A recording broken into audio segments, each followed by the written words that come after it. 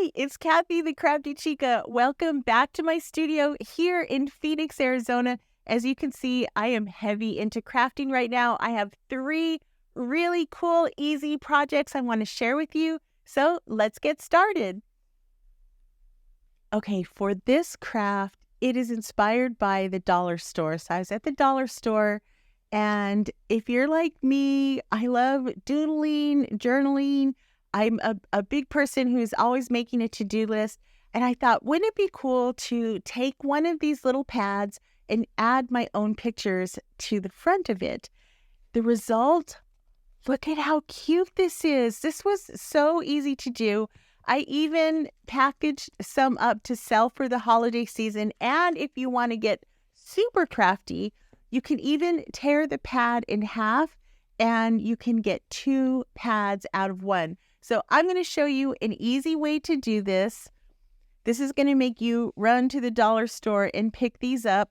So to do this, I just have some cardstock and I cut it to the size of the notepad. So you can decide to cover the whole thing, or I kind of like having this little tape up here at the top show so I can use my paper cutter to cut this to size.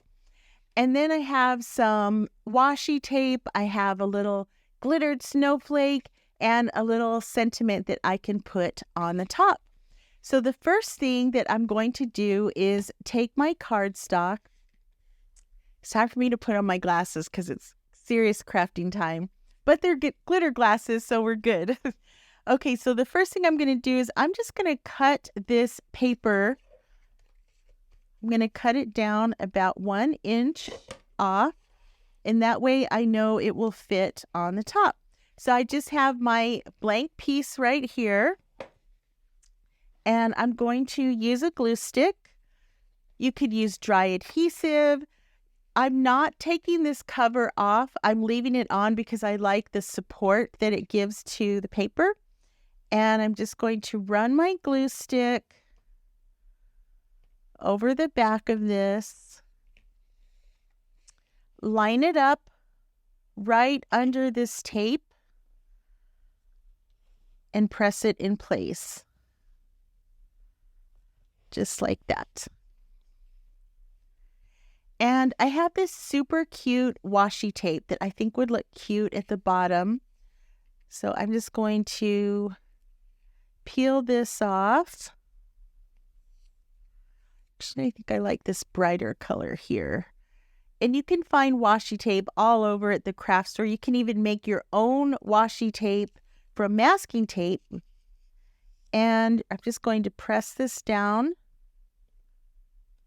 And because sometimes washi tape isn't very tacky, you can just take some glue to reinforce it better. I love this glue by Tombow. And now I'm going to take my washi tape, just press it in place like this. And then take my scissors, put this up right here. This is such a great craft to do with friends. You could do it as a fundraiser and sell these. It's a great way if you are an artist. Like, look at this one. I took one of my paintings and I put it on the cover. Then I used a marker to outline it in black. So now I can sell a notepad that has my artwork on the front of it. And if you don't want to do that, you could go to the craft store and pick up something like this. Now for this one, I'm going to use some foam tape, and I'm just going to put this on in the back. This. And I have this cute little snowflake I want to put. Just put this up here. And then I can peel off the foam tape. And just put that right there. And that looks super cute. That took what, like a couple minutes? And here is the finished notepad. And now it can be used for jotting down any kind of list or journaling. You could give it to a friend or just keep it for yourself. A great little stocking stuffer. Okay, let's make some more crafts. I'll be right back. I'm going to get everything set up for the next project.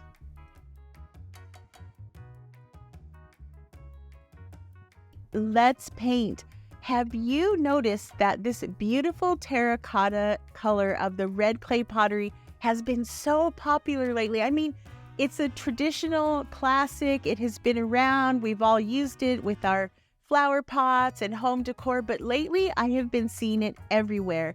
It's also known as barro rojo in Mexico, and it represents the beautiful red clay pottery. Now you can go to the craft store and look for a bottle of paint that is this exact color, but I bet it will be sold out because that's what happened to me. So I'm going to show you how to mix your own craft paint colors so you can get this look.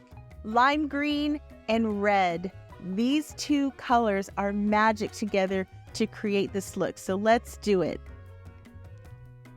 I have some lime green. If you use a darker green, you will get a darker color of brown. This one I noticed is more of a lighter red type of brown. So I have equal parts, and now I'm just going to mix these together, and it seems so unnatural, like what, red and green? But look at the beautiful shade that it creates.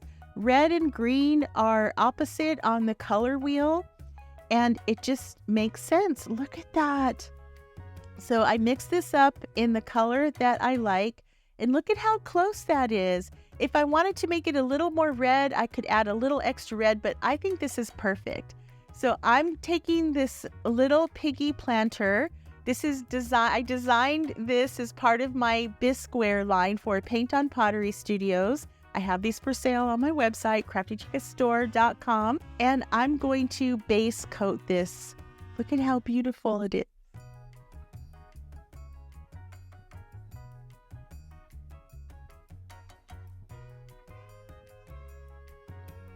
And this will just take a few minutes to dry. And then I can go in and add some other colors. Isn't that just the perfect red clay look? It looks just like terracotta. All we did was mix lime green and red. You heard it here on my Crafty Chica channel. And I'm going to let this dry, but this is the design I'm going to paint on it. Now this one you'll see it's shinier because this one I use ceramic glazes. You can do the same technique with ceramic glazes, mix the red, lime green and red together. And this one I popped it in the kiln. I put some clear glaze over it, put it in the kiln. That's why it has that glass-like finish. But you can get the same type of look coating it with Mod Podge. I'm going to let this dry. I'm going to add some little accents and I'll show you what it looks like when I'm done.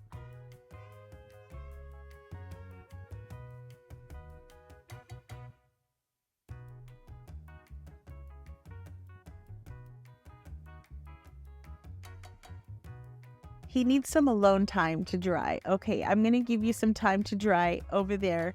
So, multitasking in the studio, that's what it's all about. We're going to move on to this cute cactus lamp. I get a lot of requests of a video showing my process for it, so I thought let's do it. So the first thing I'm going to do is decide what kind of color story I want to create for this lamp.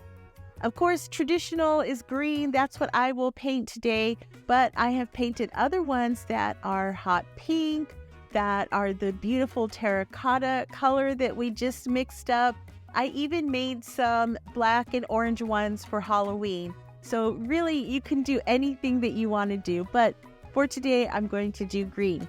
Now, when I paint these, I like to pick out different shades of green. If you look closely at this, I have dark green. I even have a little bit of yellow. I even have some pink in there.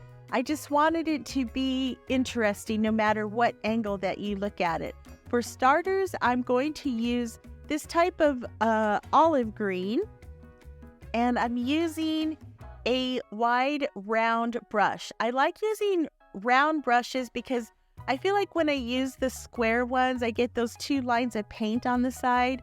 So with the round brush, I can apply the paint and it just goes on much more evenly and smoothly. And I love painting on this bisque because it just, one coat is all you need. It covers really, really well. Again, these are ceramic, so you can visit a local paint on pottery studio and use ceramic glazes and they will fire it in the kiln for you. But I realize not everyone is able to do that, and that's why I started selling these kits on my website, and they have been a hit. And the thing with this is I'm not being super perfect with it because I'm going to add other colors. So if I miss a spot, it's totally fine because I will pick it up with the next color. This one is just laying down a good solid base coat, and then you'll see what I mean when I start adding the other colors. How it all just comes together. And now I can move on to the second color. So for this one, I'm going to go with a little bit darker green. And I'm not going to coat it as much. I'm not even going to rinse my paintbrush because I just want this to be blended together. And I'm just going to go over it like this.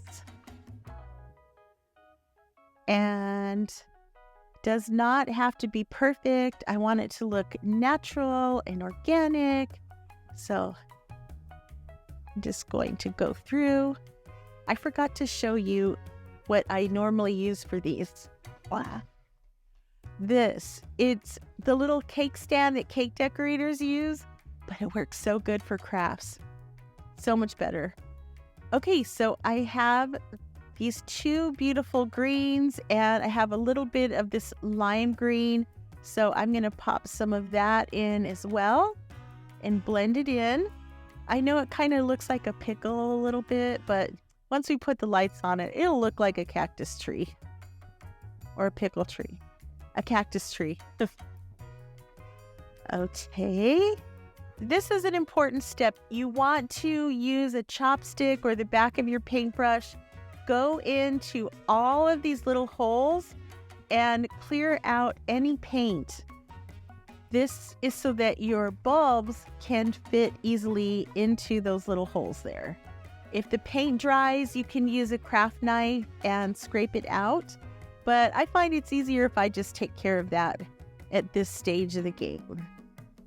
Okay, so while this is drying, I can check on the piggy planter and see if he's ready for his coat of varnish.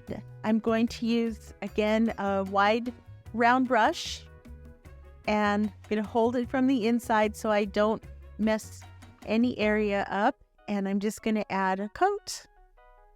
This will dry clear.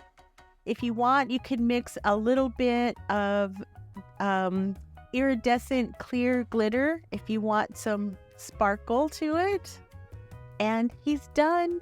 He's nice and shiny. I added a coat of Mod Podge.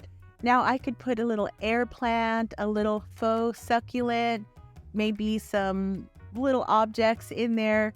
Super cute. And now that that's dry, we can go back to the cactus. And I already had painted the bottom with the beautiful brown color. I added a coat of Mod Podge on this. I am busting out my little tray here, putting this on top. And now while the varnish is drying, I can glue the bulbs into the lamp.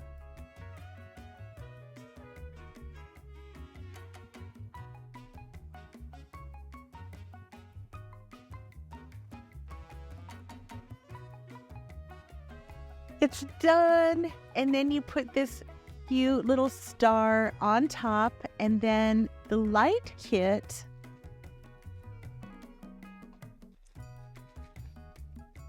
just open up the little box and twist it in there, nice and snug. And then this goes at the bottom, like that. And then it has a little notch for the cord, and then we plug it in. Should we plug it in? Okay. There it goes. How cute is that?